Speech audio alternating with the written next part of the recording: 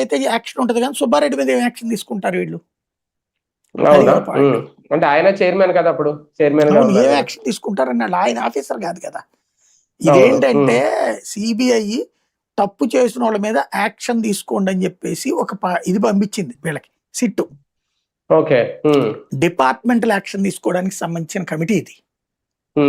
ఇవన్నీ డిపార్ట్మెంట్ ఇప్పుడు వీళ్ళకి జీతాల్లో కోతో లేకపోతే ఉద్యోగంలో ఊస్టింగ్లో ఇట్లాంటివి చేయొచ్చు. ఇది రాష్ట్ర ప్రభుత్వం చేతిలో ఉంటుంది అనమాట. అంటే ఇప్పుడు ఓకే అది అంతేగాని మిగతా అరెస్టులు ఇవి ఉండదు వీటిలో. ఇక అంటే యాక్షన్ వరకు అయితే ఉంటది, ధర్మారెడ్డి మీద యాక్షన్ అయితే ఉంటది. ధర్మారెడ్డి మీద యాక్షన్ వీళ్ళ చేతిలో ఉండదు అంటున్నా నేను. అది కేంద్రానికి పంపించుకోవాలి, హోంశాఖకి.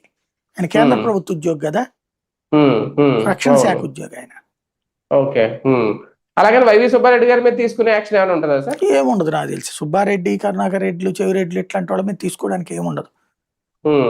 అది కాకపోతే విచారణకు అయితే ఏమన్నా పిలుస్తారేమో. ఇంకా విచారణ పిలిచేది ఏం లేదు, అయిపోయినాయి ఆ విచారణలన్నీ. అంటే మరి ఇప్పుడు ఏకసభ్య కమిషన్ ఇచ్చిన రిపోర్ట్ ద్వారా చేసేది ఏంటి తెలియదు. టెక్నికల్ గా వీళ్ళని అంటే అధికారిక విధుల్లో ఉన్న వాళ్ళ మీద యాక్షన్ తీసుకోవచ్చు. టీటీడీ సిబ్బంది, ఐఏఎస్ ఆఫీసర్లు ఇట్లాంటి వాళ్ళ మీద. అంటే వాళ్ళని సస్పెండ్ చేయడం ఏదో చేస్తారేమో. సస్పెండా లేకపోతే ఇదే డిస్మిస్సా లేదా అంటే దీని ఆధారంగా అరెస్టుల వ్యవహారం ఏమన్నా కొనసాగుతుంది. ఇంకా అరెస్ట్ ఇందులో దీనికి లేదా అధికారం.